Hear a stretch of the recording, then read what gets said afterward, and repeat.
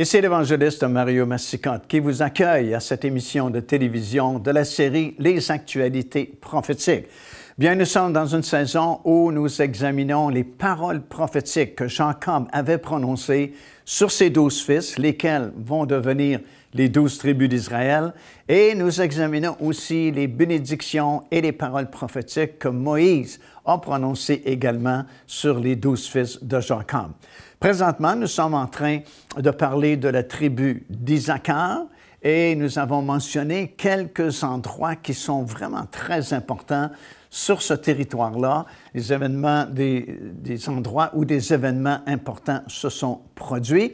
Et je voudrais vous parler au sujet d'un autre endroit qui est situé dans ce territoire-là, où il y a eu un miracle extraordinaire, la résurrection d'un jeune homme, et c'est dans le tout petit village de Naïn, qui est situé juste à la sortie de Nazareth, tout près du mont de la précipitation. Et nous lisons dans l'Évangile de Luc, dans le 7e chapitre, des versets 11 jusqu'à 17, cette histoire touchante. Ça dit que Jésus alla dans une ville appelée Naïn. Ses disciples et une grande foule faisaient route avec lui. Lorsqu'il fut près de la porte de la ville, voici, on portait en terre un mort, fils unique de sa mère, qui était veuve. Et il y avait avec elle beaucoup de gens de la ville. Le Seigneur, l'ayant vue, fut ému de compassion pour elle, et il lui dit, « Ne pleure pas. » Il s'approcha et toucha le cercueil.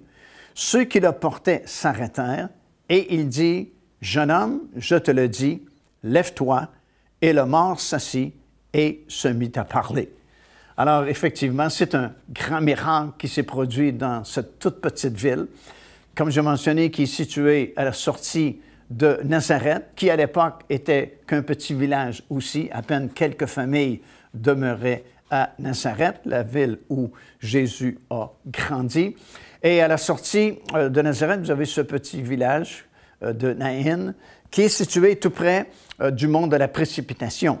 Le mont de la précipitation, c'est cette petite colline qui est à l'extérieur, juste aux limites de la ville de Nazareth, et de laquelle les gens ont voulu précipiter Jésus en bas, parce qu'il avait prêché, bien sûr, dans la synagogue à Nazareth, et les gens n'avaient pas apprécié tellement son message, parce que d'une part, ils ne reconnaissaient pas qu'il était le Messie, tel qu'il le disait, et en plus, Jésus a fait des reproches aux habitants de Nazareth concernant leur incrédulité et a cité quelques exemples. Il a parlé de la veuve de Sarepta, par exemple, et il a parlé de Naaman, le lépreux, qui n'était pas du pays d'Israël, mais que Dieu avait soit guéri ou utilisé pour soutenir le prophète Élie. Et ça a mis les gens en colère et puis ont voulu précipiter Jésus en bas de ce mont-là, qu'on appelle aujourd'hui le mont de la précipitation. Et quand il est entré dans cette petite ville, il a vu ce cortège funèbre et puis il a eu compassion pour cette mère qui était veuve, qui venait de perdre son seul fils, et il a commandé à ce jeune homme de revenir à la vie et il a été comme ressuscité. Et c'est très caractéristique du ministère terrestre du Seigneur Jésus-Christ. Plusieurs endroits, nous lisons dans le Nouveau Testament comment Jésus fut ému de compassion et il a guéri plusieurs personnes. Par exemple, ici, dans Matthieu chapitre 9 et au verset 36, alors qu'il jetait un coup d'œil sur la grande foule qui l'écoutait alors qu'il prêchait la parole de Dieu, la Bible dit qu'il fut ému de compassion voyant cette grande foule, comme c'était une foule qui n'avait pas de berger, une foule sans berger. Dans Matthieu, le chapitre 20 et au verset 34, voilà que Jésus arrive dans la ville de Jéricho. Et à Jéricho, il y avait ces deux aveugles qui se sont mis à crier très fort, disant, « Fils de David, aie pitié de nous. » Et même la foule voulait les reprendre et leur ont demandé de se taire. Mais Jésus s'est approché d'eux et il les a guéris. Mais ça dit dans ce texte-là qu'il fut ému de compassion en regardant ces deux aveugles. Dans Marc également, premier chapitre, verset 41, ça dit « Un lépreux se mit à genoux devant lui et il a dit « Si tu le veux, tu peux me rendre pur. » ému de compassion, il le toucha et il le guérit.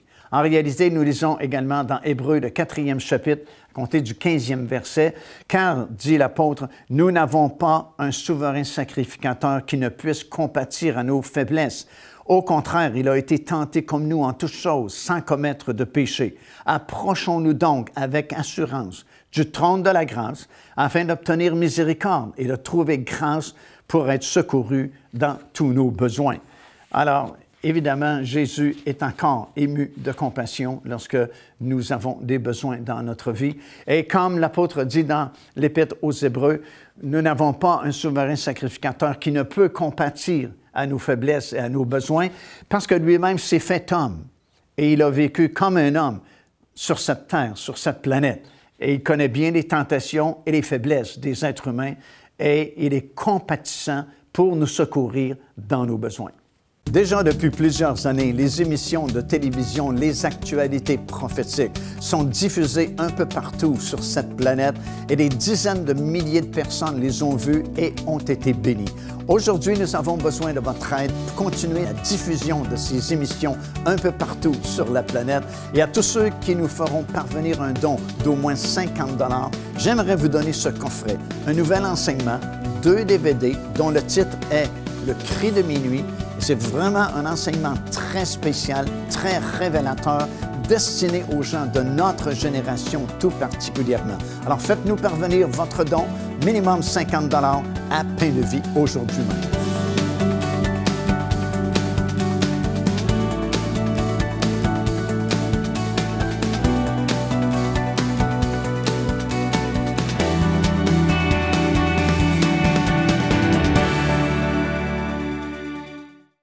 La tribu d'Isaacar est représentée comme un âne, et les ânes, comme nous savons, ce sont des animaux solides qui peuvent transporter de lourds fardeaux, comme nous sommes exhortés à porter des fardeaux les uns des autres.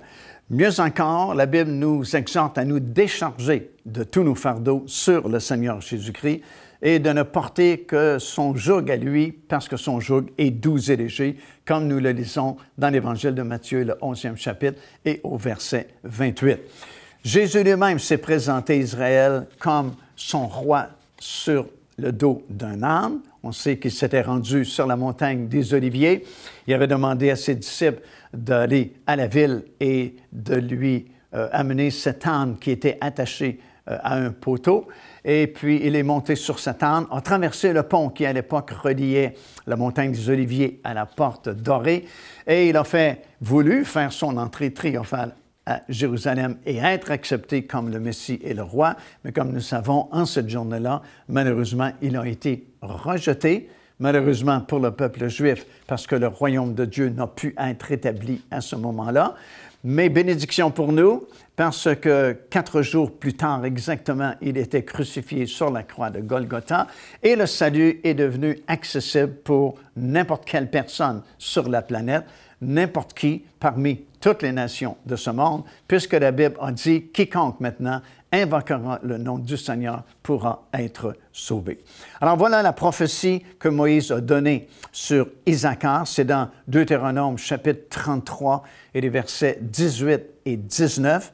Il a dit à Isaacar, « Réjouis-toi dans tes tentes. Il appellera les peuples sur la montagne. Là, ils offriront des sacrifices de justice, car ils suceront l'abondance de la mer et les trésors cachés dans le sable. » En plus, nous reviendrons sur cette parole prophétique parce que c'est vraiment accompli textuellement. Mais en plus, nous lisons dans 1er Chronique, le 12e chapitre et le verset 32, que la tribu d'Isaacar a reçu une grande intelligence de la part du Seigneur pour être capable de discerner les temps et dire à Israël ce qu'il devait faire.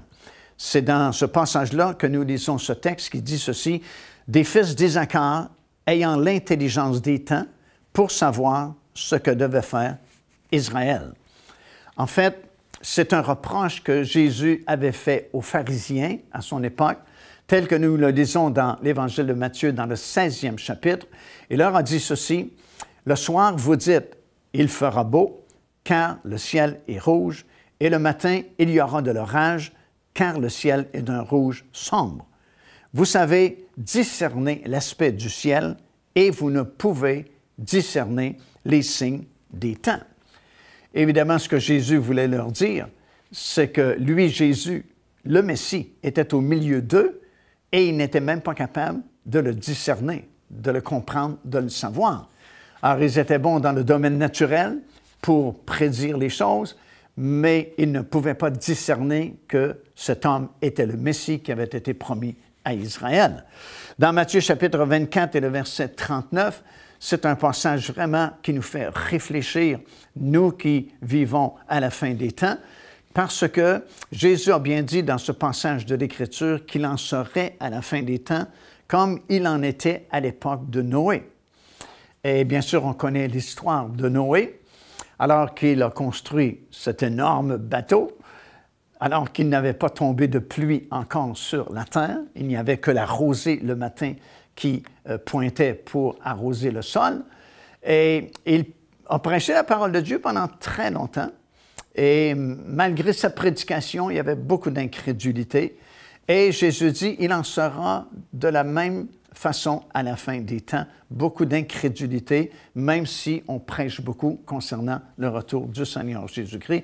Et il y a un bout de verset qui est vraiment très étonnant, c'est le verset 39 du 24e chapitre de Matthieu, qui dit concernant les gens qui vivaient à l'époque de Noé et qui ont vu la construction de l'arche de Noé et qui ont entendu la prédication de Noé, bien sûr, mais malgré tout ça, ça dit « Ils ne se doutèrent de rien. Le déluge est venu et ils ne se doutèrent de rien. » Et en grande partie, ce sont les Églises qui sont responsables de cette situation que nous vivons aujourd'hui, qui est parallèle à la situation que ces gens ont vécue à l'époque de Noé, parce que la plupart des chrétiens ne se doutent pas de l'urgence du moment et de la proximité du retour de notre Seigneur Jésus-Christ. Dans bien des endroits, on ne veut pas toucher ce domaine-là. On ne veut pas parler au sujet des prophéties des derniers jours. On ne veut pas toucher au livre de l'Apocalypse. Et c'est vraiment un piège de l'ennemi pour garder les gens dans l'ignorance et pour que ce verset s'accomplisse qui disait, malgré les avertissements, malgré la prédication, malgré la construction d'une arche alors qu'il n'y avait pas plu encore sur la planète, les gens ne se doutèrent de rien. Le déluge est venu et ils ne se doutèrent de rien. Le retour du Seigneur Jésus-Christ va se faire de façon très rapide, dans un instant, la Bible dit, dans un clin d'œil. Et malheureusement, beaucoup de chrétiens, encore aujourd'hui, ne se doutent de rien. Nous avons préparé pour vous un coffret qui renferme toutes les émissions de la 5e saison des actualités prophétiques. Le titre de ce coffret, c'est « Les paroles prophétiques sur les 12 tribus d'Israël ». Un coffret contenant 12 DVD sur lesquels vous avez toutes les émissions de cette 5e saison. Comme nous l'avons vu au cours de ces émissions, à la toute fin de sa vie, Jacob a prononcé des paroles prophétiques sur chacun de ses fils qui sont devenus les 12 tribus d'Israël. Et plus tard, Moïse a fait la même chose, a donné des paroles de bénédiction et des paroles prophétiques sur les 12 fils de Jacob. Et je vous encourage aujourd'hui à vous procurer ce coffret sur lequel vous allez entendre à nouveau l'enseignement que nous avons donné au cours de cette 5e saison. Et vous serez encouragés et édifiés par l'enseignement de la parole de Dieu.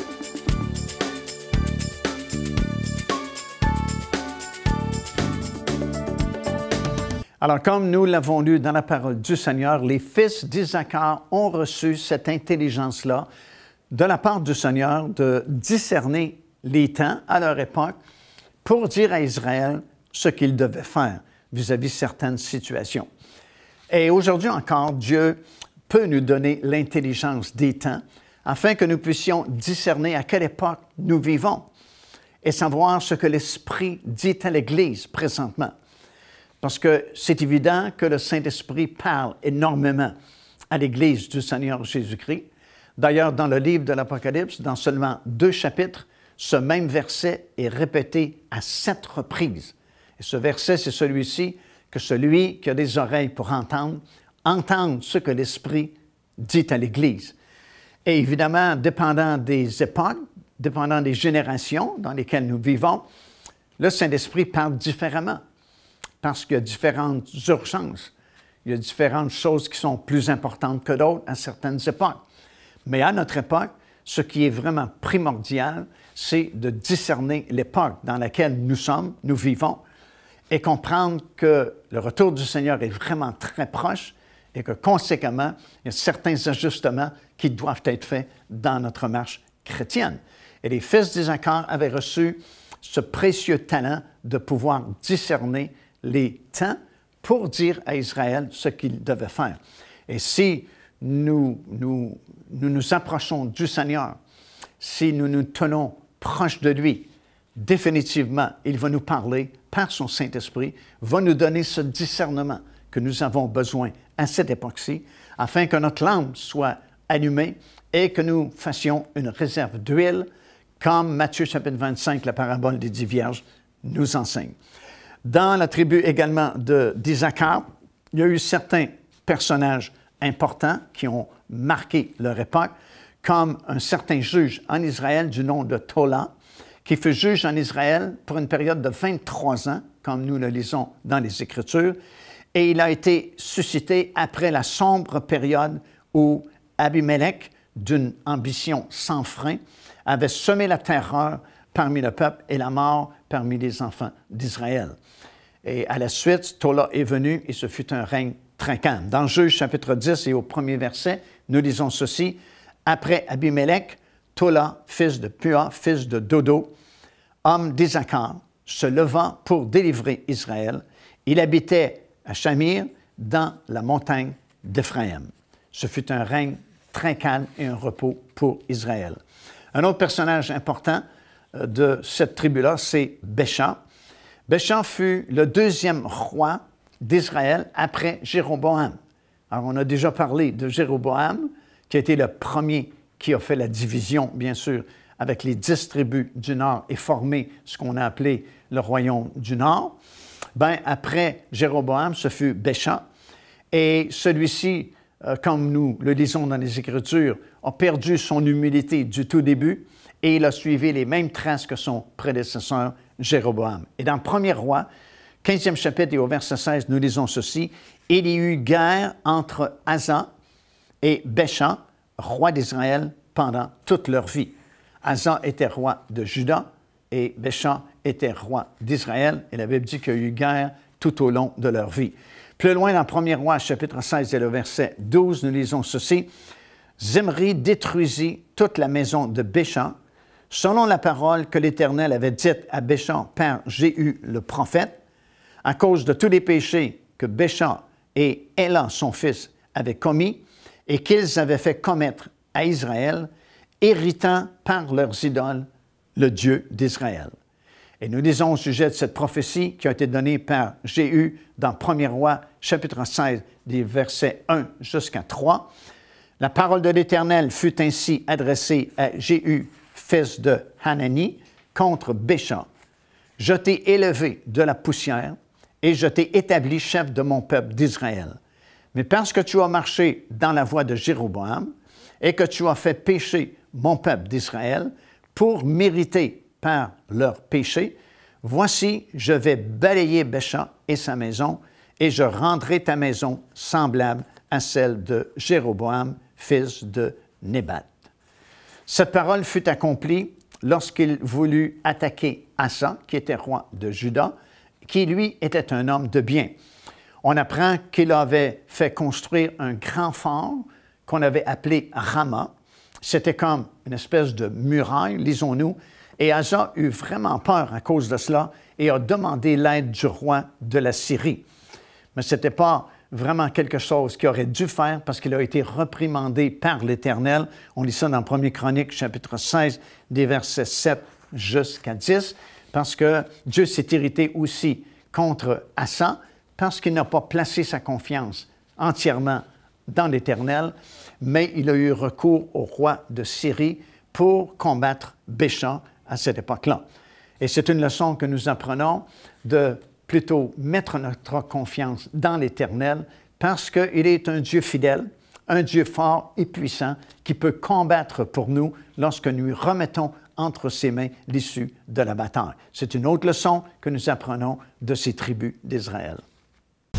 Devenez partenaire avec ce ministère par votre soutien financier et aidez-nous à planter le flambeau de l'Évangile à travers le monde entier. Vous recevrez un enseignement audio à tous les mois de la part de l'évangéliste Mario Massicotte, ainsi que notre bulletin de nouvelles prophétiques incluant des enseignements bibliques, des nouvelles du ministère et des commentaires sur les actualités prophétiques. Débutez dès aujourd'hui en visitant notre site web www.paindevie.org ou par courriel à info@paindevie.org.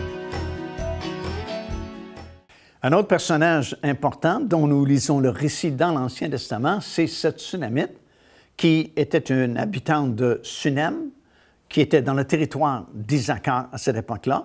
Et nous lisons son histoire dans le deuxième livre des Rois, dans le 4e chapitre, à compter du verset 8 jusqu'au verset 37. C'est une longue histoire qui nous raconte ceci parce que Élisée, qui était prophète à cette époque-là, voyageait régulièrement dans cette région-là du pays, dans le territoire d'Isaacar, et il s'arrêtait souvent chez cet homme et cette femme pour prendre un repas.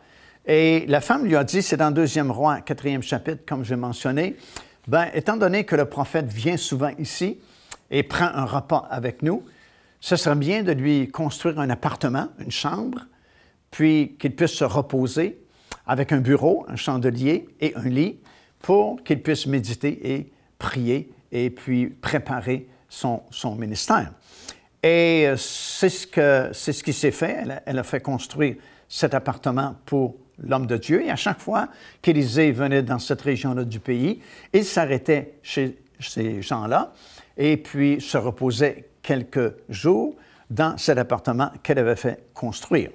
Et puis, il a voulu, à un moment donné, remercier cette femme pour sa gentillesse et son hospitalité. Et puis, il cherchait quelque chose à faire pour elle, en sa faveur. Et ils se sont rendus compte, lui et son serviteur Géasi, que la dame n'avait pas de fils, elle n'avait pas d'enfant. Et puis, Élisée lui a dit, l'année prochaine, à cette époque, tu auras un fils.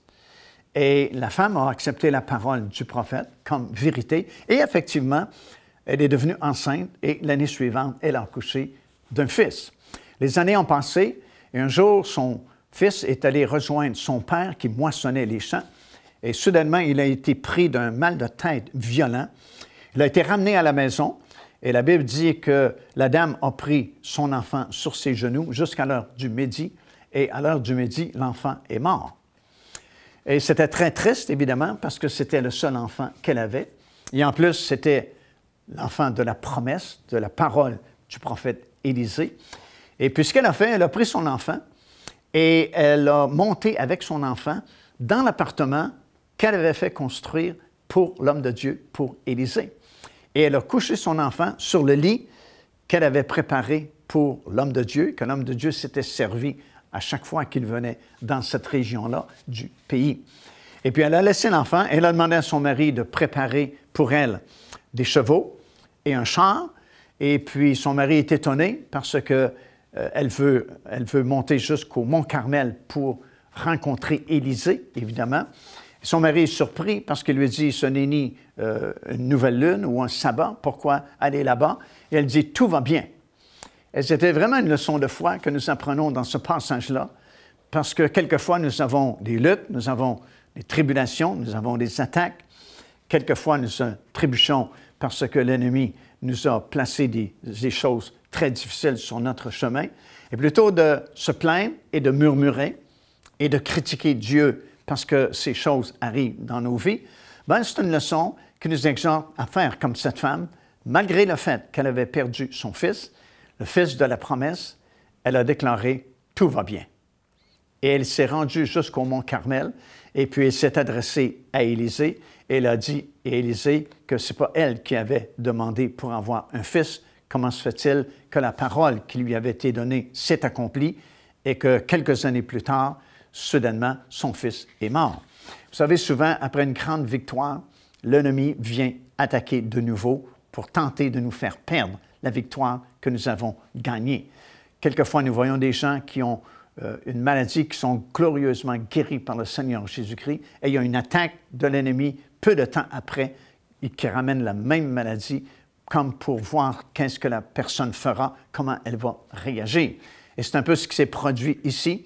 Et puis, le prophète dit, j'irai jusqu'à la maison et puis je vais le ramener à la vie. Et c'est ce qu'il a fait. Il s'est rendu jusqu'à la maison de cette dame. Il est monté dans l'appartement qu'elle avait fait construire pour lui. Et puis, vous lisez le reste de l'histoire dans ce passage-là. Finalement, il a ramené l'enfant à la vie et il a été comme ressuscité. Alors, ça s'est passé dans cet endroit-là où cette histoire nous est racontée dans le livre des Rois. Il y a un autre personnage important, Yidgal, qui fut un des 12 espions qui sont allés explorer le pays de Canaan. C'était l'espion qui avait été délégué de la tribu d'Isaacar. Et Déborah va féliciter Isaacar pour s'être joint à l'armée de Balak lors de cette grande guerre-là. C'est dans Juges chapitre 5 et au verset 5. Elle a dit ceci, « Isaacar s'est tenu sur le mont Garizim pour prononcer les bénédictions. » Et durant le règne de 1000 ans, Isaacar sera entre Siméon et Zabulon. On lit ça dans Ézéchiel chapitre 48 et le verset 25. Et dans la Jérusalem restaurée, aussi bien que dans la Nouvelle Jérusalem, sa porte sera au sud avec celle de Siméon et de Zabulon. Ça, nous lisons ça dans Ézéchiel chapitre 48 et au verset 33. Alors, tout comme les autres, Isaacar aura sa place dans le règne de 1000 ans et aura sa place aussi dans la Nouvelle Jérusalem. Les attentats terroristes, les catastrophes naturelles, les changements climatiques, corruption, violence, quel espoir reste-t-il? Le rétablissement de toutes choses. Procurez-vous le tout dernier livre de l'évangéliste Mario Massicotte et découvrez l'espérance d'un monde meilleur sur le point d'émerger. Le rétablissement de toutes choses, un héritage incontournable des connaissances acquises sur 4 décennies de ministère. Disponible au www.paindevie.org. Car Dieu a tant aimé le monde qu'il a donné son Fils unique, afin que quiconque croit en lui ne périsse point, mais qu'il ait la vie éternelle. Téléchargez gratuitement l'enseignement « Le salut, c'est quoi ?» en visitant notre site web www.paindevie.org et recevez la grâce merveilleuse que Dieu vous offre.